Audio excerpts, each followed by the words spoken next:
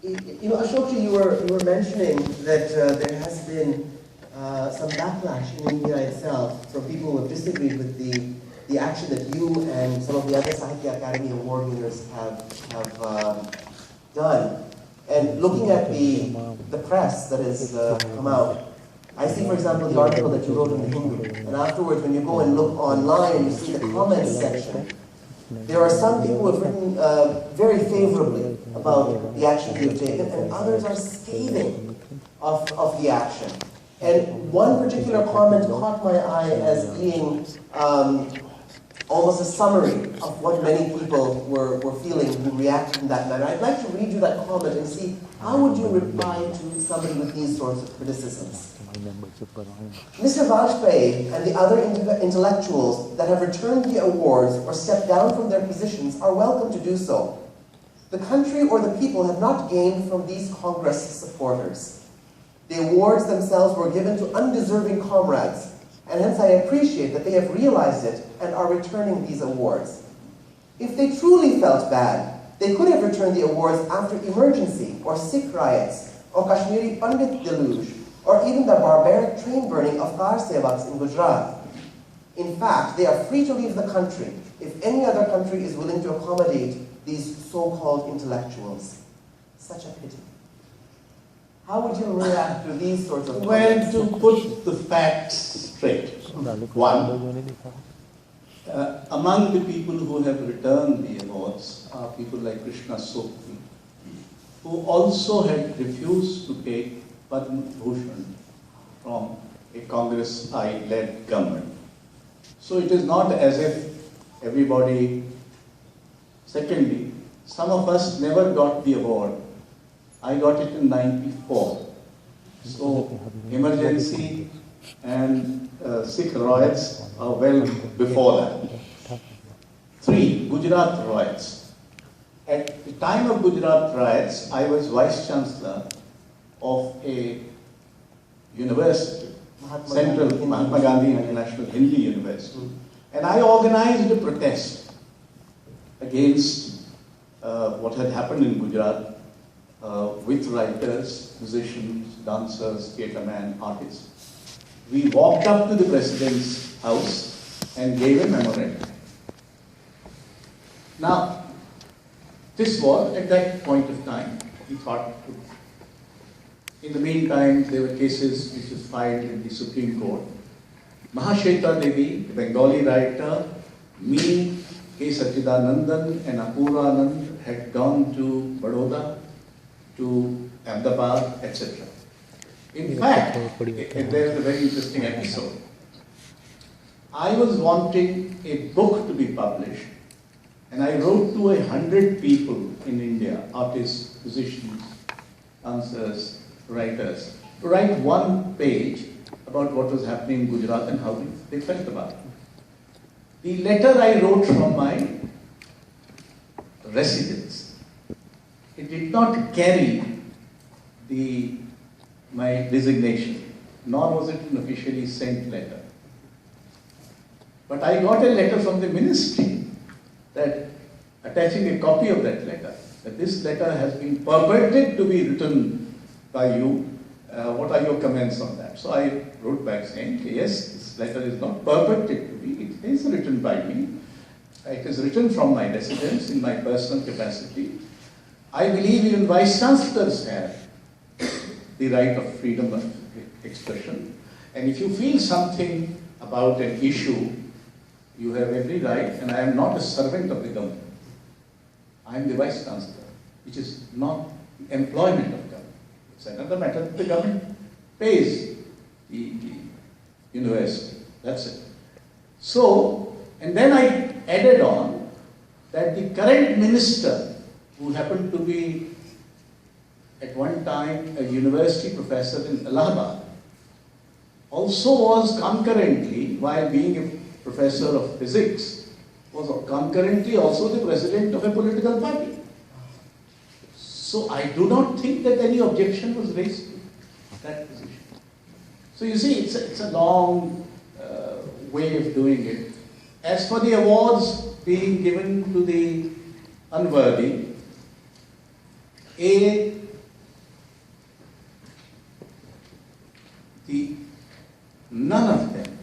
awards are controversial. From the Nobel to the Booker to even a Mohalla award. So one can always say it has been given to the... but there is such a thing as a peer's approval. Who gives you the award? Who are the people who select it? And although I have been insisting on it and not succeeded, I have been insisting that the jury should be publicly known. And let the last meeting in which the jury takes a final decision, whether Jnanpith or whatever, it should be a public. I mean, the public should be allowed to hear it. Okay, why people are being selected, why he is being given and not she is being given or whatever. But that has not happened. This is true. Now, the point is that it is not merely this award that we have got. Many of these writers who have returned pages from the Quran in her bag. And the cleric who did that, it was his own deputy who revealed that. So we see that it's not restricted to any one religion.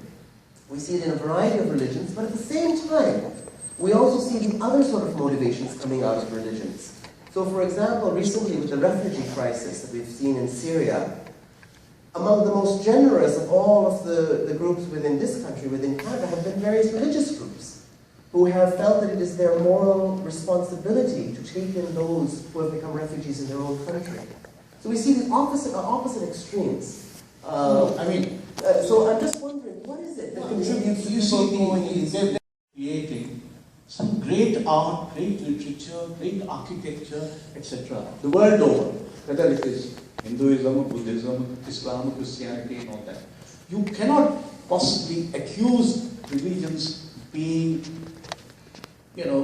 sort of arid and therefore leading. That is one point. They have over the years, and they have sort of controlled in some sense or shaped the social life of people. But my contention is that in our times, most religions have abandoned their own plurality and their spirituality. Most religions.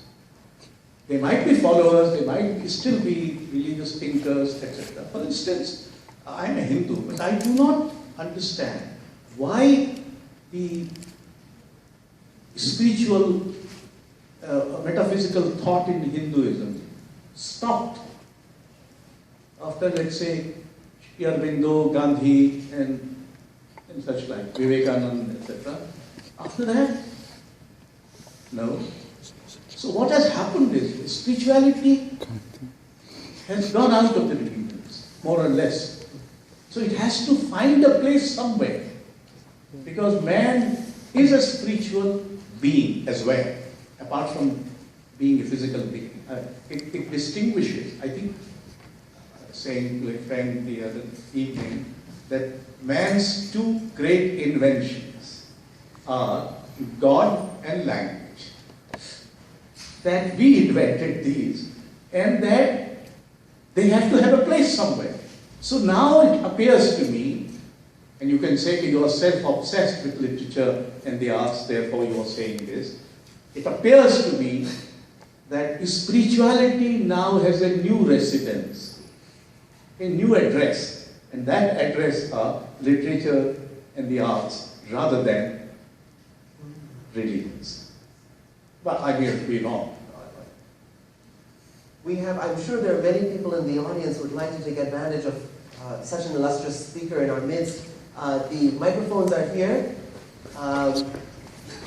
Who would like to start us off with the questions? And please don't feel shy at all.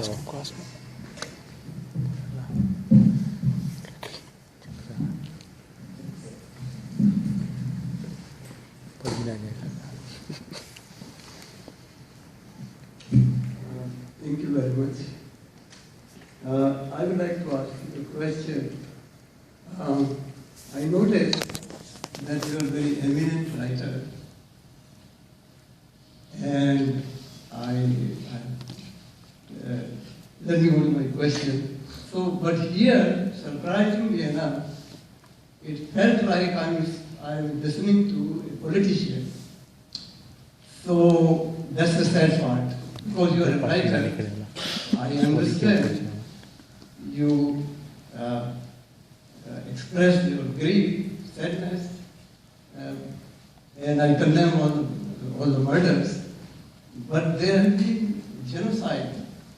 There are Sharanarthis living in their own country today.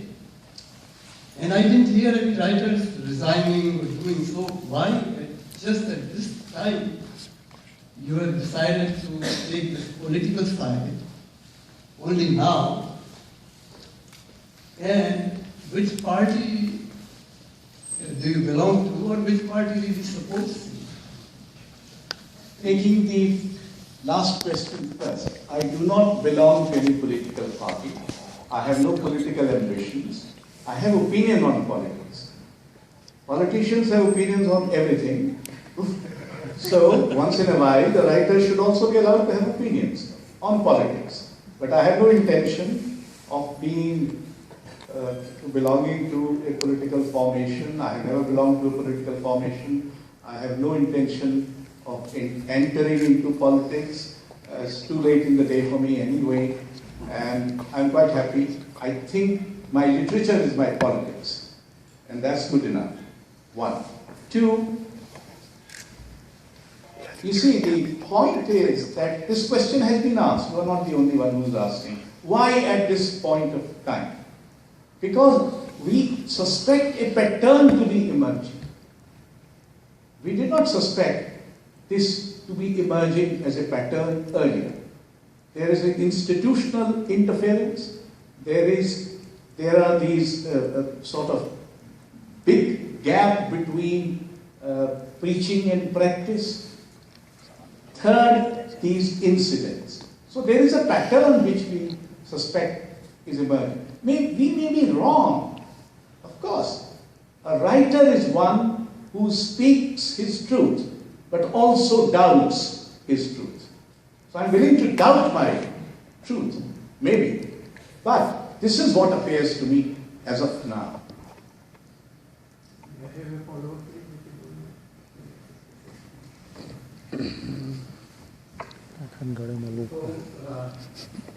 For this, since this is a place of free debate and free speech, I would suggest that the CSAC should also invite somebody who can present a different point of view. As a matter of fact, I would request this very intelligent and eminent audience here to look for themselves the other side of opinion also, because here we hear only a very one-sided. Sir, can you give us the other side? Can you justify? No, that you find yourself. Can you please do that? That's not his job. Let him ask him his question. Let him finish. Okay, so this gentleman is at the microphone first. Perhaps if you go to the microphone next, then after he's asked his question, that would be wonderful. Hi, I'm Mr. Vajpeyi from Pakistan. I'm Muslim by default from Pakistan. And we are the people in Canada who are fighting for secularism in Pakistan since